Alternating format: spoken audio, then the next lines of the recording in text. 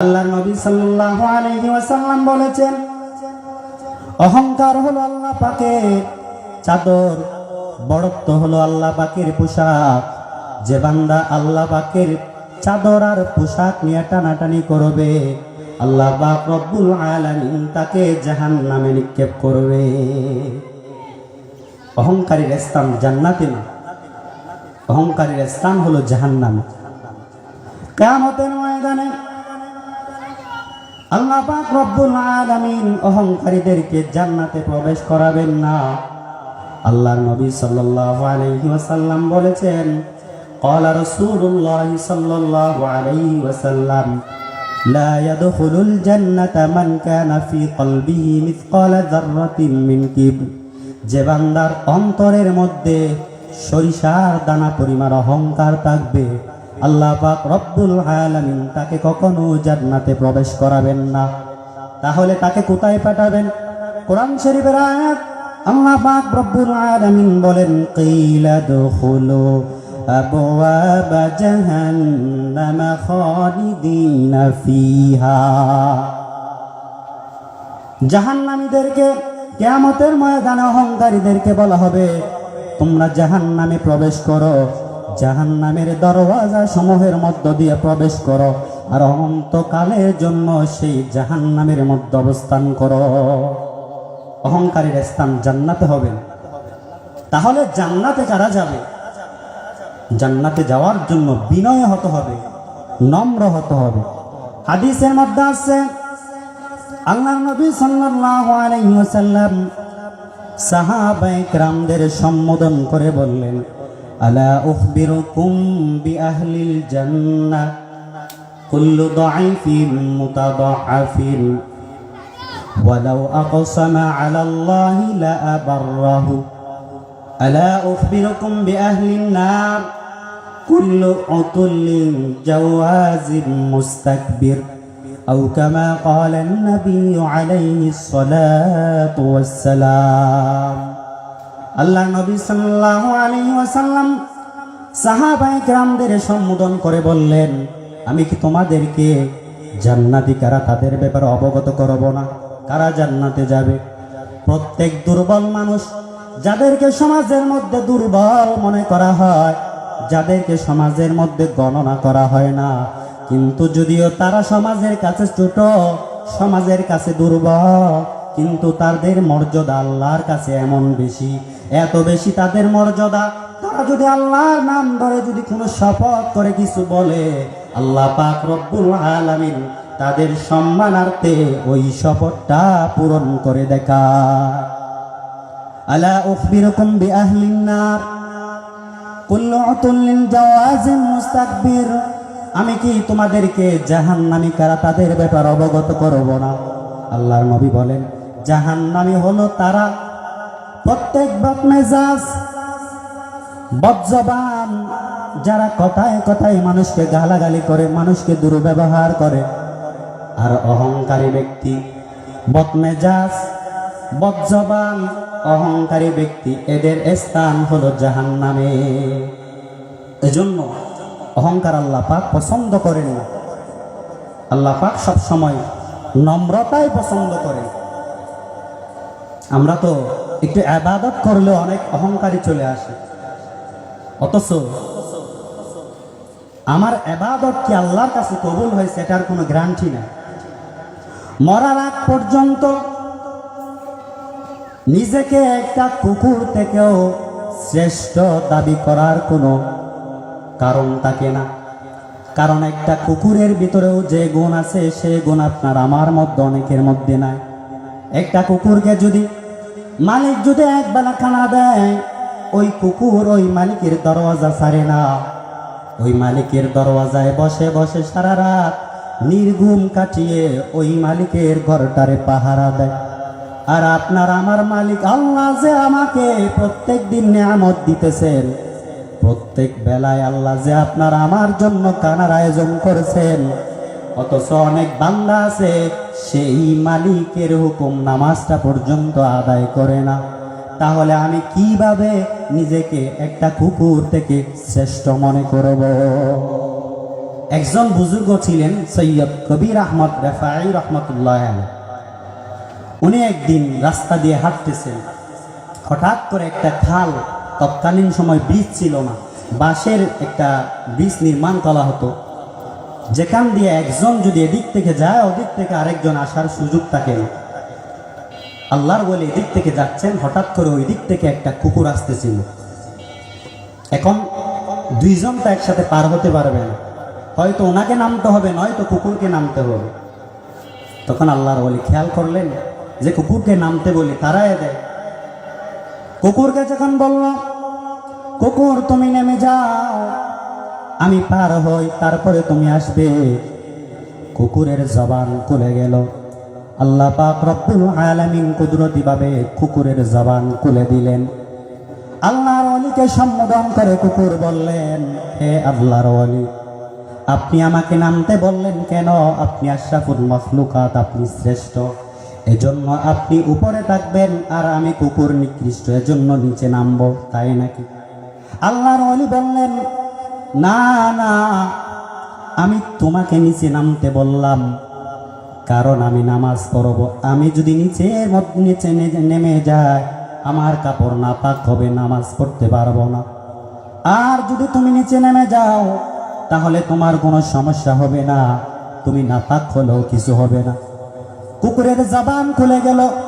আল্লাহ পাক রব্বুল আলামিন কুকুরের মাথায় কি রকম একটা মেধা ঢেলে দিলেন। কুকুরের জবান থেকে কি সুন্দর কথা বের হচ্ছিল। হে আল্লাহর ওলি, আপনি যে বললেন নিচে নামলে আপনার কাপড় নাপাক হবে, এজন্য উপরে থাকবেন, কিন্তু আমি বলি আপনাকে, শুনেন, ভালো করে শুনেন, আপনি যদি নিচে নামেন আপনার কাপড় নাপাক হবে, কাপড় নাপাক হলে দৌত করা যায়, কিন্তু আপনি যদি উপর দিয়ে যান আপনার অন্তরের মধ্যে অহংকার চলে আসতে পারে। অহংকার যদি চলে আসে তাহলে আপনার দিলটা নাপাক হয়ে যাবে। কাপড় নাপাক হলে দৌত করা যায়, আর দিল যদি নাপাক হয় সেটা দৌত করা যায় না। বুজুর্গি কি नहीं हमको जरूरत, गुलाम अपना बना हमको खुदाया, बुजुर्गी नफ्स की ख्वाहिश है अफसोस, तकब्बुर से बचा हमको खुदाया। এজন্য অহংকার আল্লাহ পাক পছন্দ করেন না। সবসময় নিজেকে অহংকার থেকে বিরত রাখতে হবে। পৃথিবীর বুকে আমাদের নবীর থেকে বড় শ্রেষ্ঠ আর কেউ আছে? অথচ আমাদের নবী কত সাদা সিধা চলাফেরা করতেন। হাদিসের মধ্যে আছে, ইয়ারকাবু রাসূলুল্লাহ সাল্লাল্লাহু আলাইহি ওয়াসাল্লাম আলাল হিমার, আল্লাহ পাকের নবী সাল্লাল্লাহু আলাইহি ওয়াসাল্লাম গাদার উপরে সওয়ার হয়ে চলাচল করতেন। গাদার উপরে সওয়ার হওয়া মানে কেমন? তৎকালীন যুগের গাদা মানে বর্তমান যুগের ঠেলা গাড়ি। বর্তমান যুগে একটা মানুষকে যদি বলা হয় ঠেলা গাড়ির মধ্যে চড়বে, এখান থেকে কেরানীহাট ভাড়া 1 টাকাও দেওয়া লাগবে না, তারপরও কেউ উঠবে না, কারণ মান সম্মানের ব্যাপার আছে। কিন্তু আল্লাহর নবী সাল্লাল্লাহু আলাইহি ওয়াসাল্লাম গাদার উপরে সওয়ার হতেন, যেই গাদা ছিল মালবাহী ট্রাক তৎকালীন সময়ের জন্য। অথচ যে নবী দুনিয়ারও বাদশাহ, আখিরাতেরও বাদশাহ, এরপরও নবীর অন্তরের মধ্যে বিন্দু পরিমাণও অহংকার ছিল না। হাদিসের মধ্যে আছে, আল্লাহ পাকের নবী সাল্লাল্লাহু আলাইহি ওয়াসাল্লাম একদিন রাস্তা দিয়ে হাঁটতেছেন, নবীজির পেছনে সাহাবায়ে কেরাম ছিলেন। নবীজি যেহেতু বড় মানুষ, ওনার পেছনে সবসময় সাহাবায়ে কেরাম থাকতেন। নবীজি আগে, সাহাবায়ে কেরাম নবীজির পেছন দিয়ে হাঁটতেছেন। হঠাৎ করে সাহাবায়ে কেরামের জুতার আওয়াজ পেছন থেকে নবীজির কানের মধ্যে এসে পৌঁছলো। নবীজি সাল্লাল্লাহু আলাইহি ওয়াসাল্লাম সঙ্গে সঙ্গে সাহাবায়ে কেরামদের বললেন, হে আমার সাহাবায়ে কেরাম, তোমরা সামনে চলে যাও, আমি নবীকে পেছনে দিয়ে দাও। সাহাবায়ে কেরাম অবাক হয়ে বললেন, ও আল্লাহর রাসূল, আমরা আপনার সামনে হাঁটবো, আপনি আমাদের পেছনে হাঁটবেন, এটা তো বেয়াদবি মনে হয়। আপনার সামনে উঁচু আওয়াজে কথা বলা পর্যন্ত হারাম, আর আমরা আপনার সামনে হাঁটবো, সেটা তো হতে পারে না। আল্লাহর নবী সাল্লাল্লাহু আলাইহি ওয়াসাল্লাম বললেন, হে আমার সাহাবায়ে কেরাম, আমি যেমন বলেছি তেমনই করো, তোমরা সামনে যাও, আমাকে পেছনে দাও। কারণ আজকে তোমাদের জুতার আওয়াজ আমার কানের মধ্যে আসছে, আমার দিলের মধ্যে অহংকার আসতে পারে। আমার পেছনে অনেক মানুষ, আমি অনেক বড় কেউ, আমার পেছনে হাজার হাজার মানুষ। এই ভাব যদি অন্তরে চলে আসে, অহংকার জায়গা নিলে আমার জিন্দেগির সব আমল নষ্ট হয়ে যাবে। এজন্য আমি অহংকার থেকে বাঁচার জন্য তোমাদেরকে সামনে দিলাম, আর আমি নবী পেছনে চলে গেলাম। কত বিনয় ছিলেন আমাদের নবী সাল্লাল্লাহু আলাইহি ওয়াসাল্লাম। নবী যেমন বিনয়ী, নবীর সাহাবায়ে কেরামরাও তেমন বিনয়ী ছিলেন। রাসূল আকরাম সাল্লাল্লাহু আলাইহি ওয়াসাল্লামের এক সাহাবীর নাম ছিল হযরত আবু যর গফারি রাদিয়াল্লাহু তাআলা। আল্লাহর নবী এক সময় বসা, জিবরাইল আলাইহিস সালাম নবীজির কাছে এসে বললেন, হে আল্লাহর রাসূল, ওই যে দেখেন আপনার সাহাবী আবু যর গফারি রাস্তা দিয়ে হেঁটে যায়। আল্লাহর নবী সাল্লাল্লাহু আলাইহি ওয়াসাল্লাম জিবরাইল আমিনকে অবাক হয়ে জিজ্ঞাসা করলেন, হে জিবরাইল, আমার সাহাবী আবু যর গফারিকে আপনি কিভাবে চিনেন?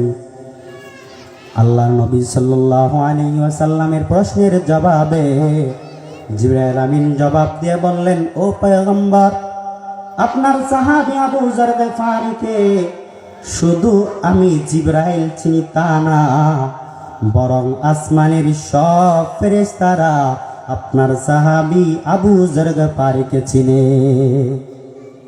নবীজি আবু যর গফারিকে ডাক দিয়ে বললেন, হে আবু যর, বলো কি আমল করো, তোমার এত মর্যাদা, আসমানের সমস্ত ফেরেশতারা তোমাকে চিনে। জিবরাইল আমিন তোমার কথা আমার কাছে এসে বললেন। আবু যর গফারি রাদিয়াল্লাহু তাআলা আনহু নবীজির কাছে জবাব দিয়ে বললেন, ওগো আল্লাহর রাসূল, বেশি আমল করি না, তবে ছোট্ট ছোট্ট দুইটা আমল আমি আবু যর করি। এক নাম্বার, আমি আবু যর গফারি সূরা ইখলাসকে বেশি মহব্বত করি, সূরা ইখলাসের তেলাওয়াত বেশি বেশি করি। এজন্য হয়তো আল্লাহ পাক রব্বুল আলামিন আমার এই আমলটা পছন্দ করেছেন, এজন্য আমার মর্যাদা বাড়ায়া দিয়েছেন। দুই নাম্বার, আমি আবু যর গফারি নিজেকে সব থেকে বেশি ছোট্ট মনে করি। বেশি নিজেকে ছোট্ট মনে করার কারণে আল্লাহ পাক রব্বুল আলামিন আমার মর্যাদা বাড়ায় দিয়েছেন। আল্লাহর নবী সাল্লাল্লাহু আলাইহি ওয়াসাল্লাম বলেছেন, মান তাওয়াজা লিল্লাহ রাফাআহুল্লাহ, যে বান্দা বিনয় নম্রতা অবলম্বন করবে, আল্লাহ পাক রব্বুল আলামিন তার মর্যাদা বাড়ায় দিবে। তাহলে আল্লাহ পাক রব্বুল আলামিন অহংকারীদেরকে পছন্দ করেন না, বিনয়ীদেরকে পছন্দ করেন। কিসের অহংকারী? টাকার বাহাদুরি। আজকে টাকা আছে, কালকে আপনার টাকা নাও থাকতে পারে। ধনী লোকের কোনো গ্যারান্টি আছে? আজকের ধনী কালকে এই টাইমে হইতে পারে আপনি রাস্তার ভিক্ষুক। নদীরে কুল বরে ও কুল ভাঙে, এই তো নদীর খেলা। সকাল বেলার ধনীরে তুই ফকির সন্ধ্যাবেলা। অহংকারী কিসের করবেন টাকার বাহাদুরি? টাকা আজ আছে, কাল থাকবে না। টাকার বাহাদুরি করে লাভ নাই। টাকার বাহাদুরি যদি দুনিয়াতেও করেন, কিয়ামতের ময়দানে টাকাওয়ালা ধনী লোকের 500 বছর আগে গরিবেরা জান্নাতে প্রবেশ করে যাবে। তাহলে আপনি গরিব থেকে কিভাবে শ্রেষ্ঠ হইলেন? আপনার টাকা তো আপনাকে জান্নাতে আগে নিতে পারলো না। তাহলে এই টাকার অহংকারী করে কি লাভটা হবে? গাড়ি বাড়ির অহংকারী করে কি লাভটা হবে? আপনার দুই চোখ যদি এখনই বন্ধ হয়ে যায়, কোনো কিছু আপনার হবে না। আপনার গাড়ি বাড়ি সম্পত্তি যা কিছু আছে সব কিছু আপনার সন্তানেরা ভাগ করে ফেলবে। এমনকি আপনার সুন্দরী স্ত্রী, সেই স্ত্রী পর্যন্ত দুনিয়াতে এত ভালোবাসা, এত মহাব্বত আপনার মনে থাকবে না। আপনি মারা যাওয়ার পরও সেও অন্য স্বামী গ্রহণ করে ফেলবে। তাহলে দুনিয়াতে আমার বলতে কিচ্ছু নাই, এমনকি আমার শরীরটাও পর্যন্ত আমার না। আল্লাহ পাক রব্বুল আলামিন কোরআনে কারীমের মধ্যে বলেছেন, আল-ইয়াউমা নাখতিমু আলা আফওয়াহিহিম ওয়া তুকাল্লিমুনা আইদিহিম ওয়া তাশহাদু আরজুলুহুম বিমা কানু ইয়াকসিবুন। কিয়ামতের ময়দানে আমার জবানের মধ্যে তালা লাগায় দেওয়া হবে। এই জবান দ্বারা দুনিয়াতে সত্যকে মিথ্যে বলেছি, মিথ্যাকে সত্য বানিয়েছি। কিয়ামতের ময়দানে জবানে তালা লাগায় দেওয়া হবে। আমার হাত আমার বিরুদ্ধে সাক্ষ্য দিবে, আমার পা আমার বিরুদ্ধে সাক্ষ্য দেবে, আমার শরীরের অঙ্গ প্রত্যঙ্গ আমার বিরুদ্ধে সাক্ষ্য দিবে। তাহলে কি বুঝলেন? দুনিয়াতে টাকাও আমার না, সম্পদও আমার না, সন্তান সন্ততি স্ত্রীও আমার না, এমনকি আমার শরীরটাও কিন্তু আমার না। অথচ যেই শরীরটাকে আমি লালন পালন করার জন্য, মোটা তাজা করার জন্য হালাল হারাম যাচাই বাছাই করে নাই, অন্যের হক মেরে হলেও আমি এই শরীরকে দিয়েছি শুধুমাত্র শরীরটাকে মোটা তাজা করার জন্য। কিন্তু কিয়ামতের ময়দানে আল্লাহর কোরআন বলে আমার শরীরটাও কিন্তু আমার আপন থাকবে না। কিসের বাহাদুরি বা?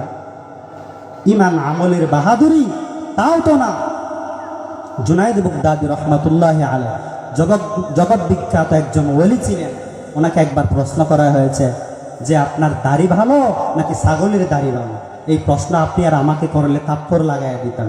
কিন্তু উনি বললেন, আপনি যে প্রশ্নটা করেছেন এটা মারাত্মক জটিল প্রশ্ন, এটার জবাব এখন দিতে পারবো না। তাহলে কখন দিবেন?